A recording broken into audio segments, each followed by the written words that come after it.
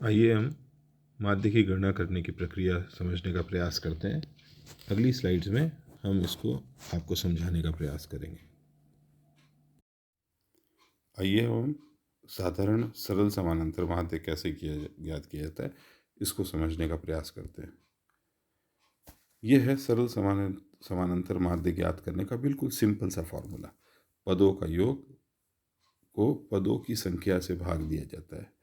An item का मूल्य अगर आप इसमें गौर से देखेंगे तो ये आपको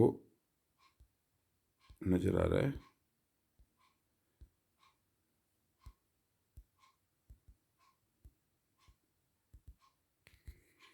इस एन आइटम के मूल्य x1, x2, x3, x4 and so on and so fourth, आगे तक xn तक कुछ भी मान हो सकता है। 1 2 3 4 5 हो सकता है, 6 7, कुछ भी, कोई एनीथिंग, कोई सा मान हो सकता है।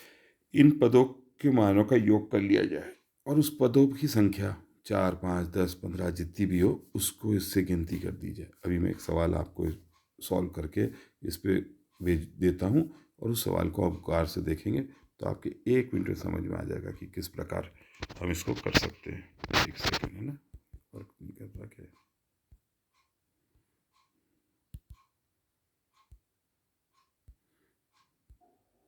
हाँ, अब देखिएगा, इसमें जैसे मैंने किसी क्लास के 5 बच्चों का हीमोग्लोबिन लिया।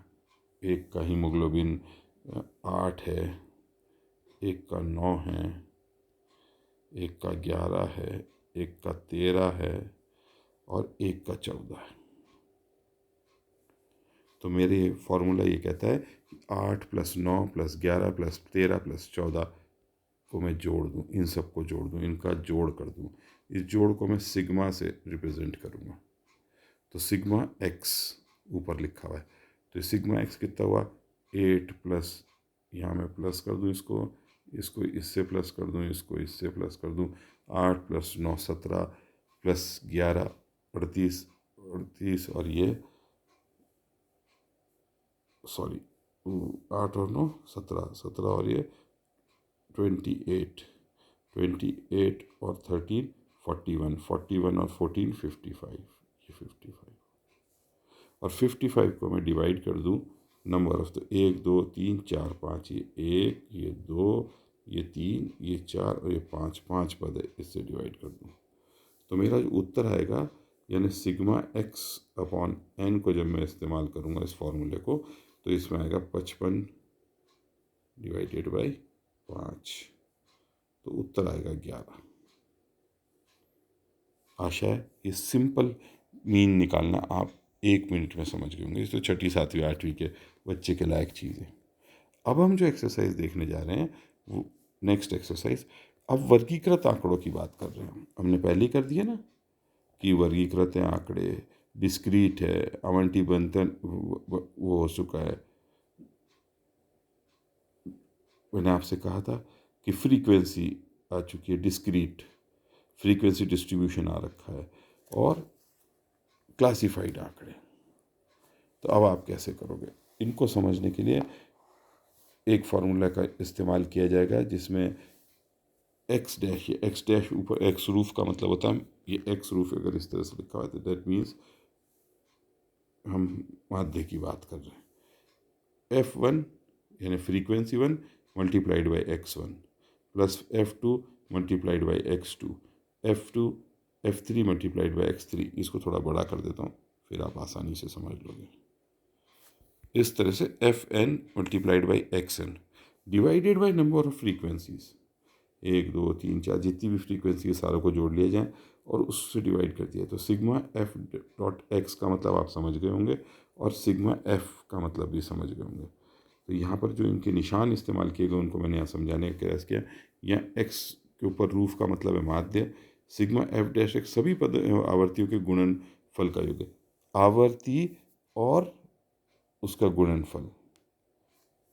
अभी मैं एक सिंपल सा बनाता हूँ आपके लिए, तो उससे आपको पता चल जाएगा कि मैं क्या बात कर रहा हूँ।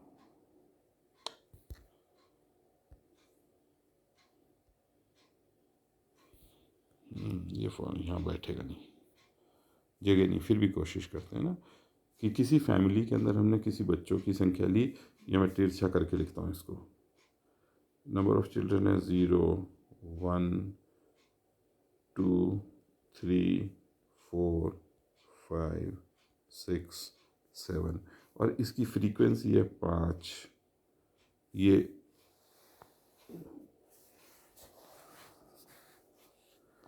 प्रत्येक फैमिली में कितने बच्चे पैदा हुए उसकी संख्या है। 9, 10, 6, 5, 3, 2, 1, ये फ्रीक्वेंसी है। और ये ऊपर आपको उसका नंबर मिल रहा है बड़े आराम से। इसको 5 को 0 से इंटू करेंगे, ये f है, तो f को इंटू करेंगे x के साथ, ये x है आंकड़ा है, 5 इंटू 0 तो 0 आ जाएगा। 9 को इससे करेंगे तो 9 आ जाएगा, इसको जोड़ते जाएंगे। 10 को 2 से करेंगे तो 20 आ जाएगा। इस तरह से पूरों को जब कर लेंगे तो ये सारे मिल करके एक टोटल बन जाएगा। और इस टोटल को जब हम जोड़ेंगे, इसको sigma F x upon sigma F इस तरह के फॉर्मूले से करेंगे जो मैंने लिख रखा है। तो सिग्मा एफ एक्स कितना आया, सिग्मा एफ एक्स आया 101, और नीचे फ्रीक्वेंसी कितनी आई, तो सारे जो 5, 9, 10, 6, 5, 3, 2, 1 अगर ये जोड़ दी जाए तो इसका फ्रीक्वेंसी आ रही है 41। इसको जोड़ेंगे, आप इसको जोड़ के कभी भी देख लीजिएगा, तो इसका उत्तर आएगा 2.46। 2.46 इसका आंसर आया। आशा है आप ये समझ गए होंगे। अब इसके बाद जो दोनों कंडीशंस है, सतत श्रेणी में समानांतर माध्य ज्ञात करना, और वो थोड़ा सा टिपिकल है, उसको मैं आपको अभी समझाऊंगा, लास्ट वाला जो है, और फिर कंबाइंड मीन और वेटेड मीन समझाता हूँ। अभी के लिए इतना ही। आशा है आपके यहाँ तक समझ में आएगा। ये एक्सरसाइज करके ज़रूर देख लीजिएगा, और मैं भी आपको इसके बाद व्हाट्सएप पे एक्सरसाइज दे दूँगा, जिसको कि आपको सॉल्व करने से, 1-2 बार करने के बाद सॉल्व करने के बाद आप बिल्कुल आसानी से समझ जाएंगे। हम आपसे बात कर रहे हैं और इस समय हम स्टैटिस्टिक्स यानी बायोस्टैटिस्टिक्स जैव सांख्यिकी के अंतर्गत अर्थमेटिकल मीन निकालने के विभिन्न प्रकार देख रहे हैं। और उसमें हमने ये अर्थमेटिकल मीन का जो ग्रुप डाटा है, सतत श्रेणी में समानांतर माध्य ज्ञात करना, ये इसको हम सॉल्व करने का प्रयास कर रहे हैं। इससे पूर्व हमने अर्थमेटिकल मीन के सरल समानांतर माध्य निकाले हैं और वर्गीकृत आंकड़ों के सरल समानांतर माध्य ज्ञात किए हैं, और खंडित श्रेणी में समानांतर माध्य ज्ञात करा। पिछली बार तक हमने वो पढ़ा, और अभी इसमें हम जो पढ़ रहे हैं वो पढ़ रहे हैं कि सर्वप्रथम किस प्रकार हम अर्थमेटिकल मीन निकालेंगे ग्रुप डाटा का, कंटिन्यूस सीरीज की ग्रुप डाटा का। तो आपकी जानकारी के लिए बता दूं कि पहले इस कंटिन्यूस सीरीज समानांतर के जोड़ने के लिए सबसे पहले क्लास इंटरवल के माध्य मिड वैल्यू निकाले जाएंगे। मैंने सबसे पहले लिखा सर्वप्रथम वर्ग अंतराल होना चाहिए। ये वर्ग अंतराल का मतलब हो गया, वर्गांतरों का मतलब हो गया क्लास इंटरवल। क्लास इंटरवल के माध्यमान मिड वैल्यू ज्ञात करते हैं इसे, और उसे फिर मिड वैल्यू ज्ञात करने का दूसरे हमने क्या इस सीरीज़ को खंडित सीरीज़ में, डिस्क्रीट सीरीज़ में परिवर्तित कर रहे हैं। माध्य ज्ञात करने के लिए क्लास इंटरवल की ऊपरी तथा निचली सीमाओं को जोड़कर 2 से भाग दिया जाता है। इस पॉइंट को जरा गौर से समझ लीजिए। जो क्लास इंटरवल बनी हुई है, जो क्लास इंटरवल दी गई है या बनाई गई है, आपके द्वारा बनाई गई है अथवा दी गई है प्रश्न के अंदर, तो क्लास इंटरवल अगर जैसे 1 से 10 तक की है, दूसरी 11 से 20 तक की है, तो हम ये 1 से 10 यानी 1 और 10 को जोड़ देंगे और 2 से भाग दे देंगे।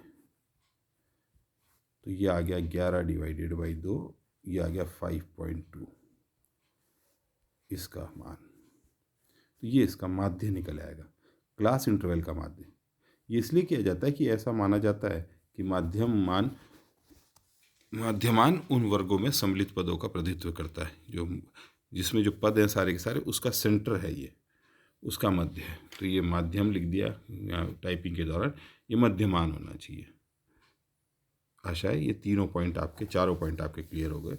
सबसे पहले क्लास इंटरवल को मिड वैल्यू ज्ञात करेंगे, दूसरे में उसे मिड वैल्यू की निचली और ऊपरी सीमाओं को जोड़ करके 2 से भाग देने से मिड वैल्यू आ जाएगी, और फिर इसको क्यों करते हैं ये हमने आपको बतला दिया। चलिए आगे चलते हैं। और इसको हल करने का प्रयास करते हैं। तो सबसे पहले तो इसमें प्रयुक्त किए जाने वाले फॉर्मूला को देखते हैं, यानी इसमें प्रयुक्त किए जाने वाले जो सूत्र है उसके बारे में देखते हैं। सूत्र क्या कहता है, तो आइए इस सूत्र को समझते हैं। इस पे ये x आपको अच्छी तरीके से पता है, ये माध्य को डिनोट करता है। ये सिग्मा f डॉट m का अर्थ हुआ, सिग्मा में सिग्मा का मतलब होता है कि योग, फ्रीक्वेंसी का योग गुणा किया गया है माध्य के मान के साथ। माध्य का मान अभी अभी हमने ज्ञात करना सीखा कि किस प्रकार एक क्लास इंटरवल के दोनों ऊपरी और निचली लिमिट को, अपर लिमिट जिसको कहते हैं, जैसे मैंने एग्जांपल दिया था 1 से लेकर 10 तक में, तो इसमें 1 जो है वो अपर लिमिट है, ये लोअर लिमिट है। तो इन दोनों को मिला करके 2 से भाग देने के बाद जो आया उसको आप m का माध्य मान उसको कहते हैं। ये जो सिग्मा f है जिसे हम फ्रीक्वेंसी तो आपको पता ही है, आवर्ती, अभी हम जब आंकड़ों को देखेंगे तो उस आवर्ती को समझ जाएंगे किस प्रकार। तो उस आवर्ती का जो सिग्मा है, समेशन है, टोटल है, उसको ही तो ये मैंने यहाँ एक्सप्लेन कर रखा है। आइए इसको एक उदाहरण से भी समझते हैं। आशा है आपको ये फॉर्मूला यहाँ पर समझ आ गया। एक बार पुनः इस फॉर्मूले को गौर से देखें कि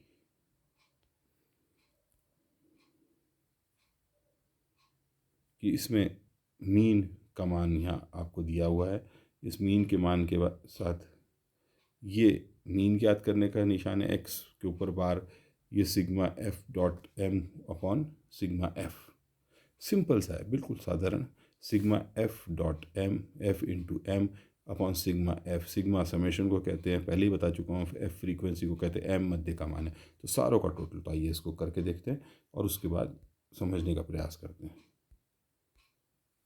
ये देखिए, हमें सबसे पहला काम जो करना है वो इस जो आपको मैं कहना भूल गया कि इसके अंतर्गत हम एक एग्जाम्पल लिया। ये एक एग्जाम्पल है, एक उदाहरण है, और इस एग्जाम्पल को हमने समझने का प्रयास किया कि किस प्रकार काम करता है। ये एग्जाम्पल है, ये एग्जाम्पल ये कहता है कि इसमें 50 चूहों की श्वसन दर दी हुई है। मैं इसमें लिखना रह गया कि 50 रैट्स, 50 चूहों की श्वसन दर का जो आंकड़ा है वो इस प्रकार एक्सप्लेन किया गया है कि 1 से 10 श्वसन दर की जो वो है, ये देखिएगा, 1 से 10 में 4 है, 11 से, थोड़ा और बड़ा कर देता हूँ आपके लिए, 11 से 20 में 9 है, 21 से 30 में आप समझ रहे हैं क्लास इंटरवल है, 31 से 40 के बीच में 6 है, 41 से 50 के बीच में 9 है, 51 से 60 के बीच में 7 है, 61 से 70 के बीच में 5 है, और 71 से 80 के बीच में 3 है। तो सबसे पहले हमने सारणी, इस जो आंकड़ा हमें दिया गया था, ये जो सवाल दिया गया था कि आपको माध्य ज्ञात करना है किसके माध्यम से, इस आंकड़ों के उससे। और ये क्या है साहब, कि मैंने अभी अभी लिखा है कि ये 50 चूहों की श्वसन दर है, जिसका आंकड़ा यहाँ दिया हुआ है। लैब के अंदर आपने चूहे रख रखे 50, उनकी श्वसन दर कैलकुलेट करने, वो इस प्रकार आई है। आपने कैलकुलेट कर लिया। कैलकुलेट सबसे पहले मैंने लिखा है कि सबसे पहले इस आंकड़ों की सारणी तैयार कर प्रदर्शित करें। तो सारणी इस प्रकार बनेगी, 1, ये पहला, ये 1, 2, ये 3 और ये 4, ऐसी 4 सारणियाँ बनेगी, लंबी लंबी कॉलम कहते हैं, कॉलम 4 कॉलम तो स्तंभ तैयार करेंगे आप 4 इस प्रकार के। इसमें लिखेंगे, पहले वाले में लिखेंगे क्लास इंटरवल। आइए इसे गौर से देखें। क्लास इंटरवल, दूसरे में माध्य का मान, तीसरे में आवर्ती, चौथे में माध्यमान गुणा आवर्ती। समझ में आ गई होगी आपको बात। आवर्ती आपको दी हुई है, ये रही 4, 9, 7, 6, 7, 5, 3, आपने इसको यहाँ लिख दिया। क्लास इंटरवल आपको दी हुई है 1, 10, 11, 20, 21, 30, 31, 40, ये आपने यहाँ लिख दिया। ऊपर हेडिंग दे दिया, पहले ही पढ़ा, हेडिंग क्लियर होना चाहिए। क्लास इंटरवल x से डिनोट करता हुआ, माध्य का मान m से डिनोट करता हुआ, आवर्ती अथवा फ्रीक्वेंसी f से डिनोट करती हुई, माध्यमान इंटू आवर्ती f इंटू m यहाँ पर लिखा होना चाहिए। ये मैं लिख देता हूँ, f इंटू m।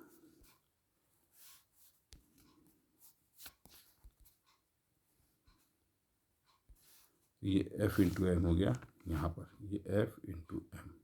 चलिए आगे अगले में देखते हैं क्या स्टेप है।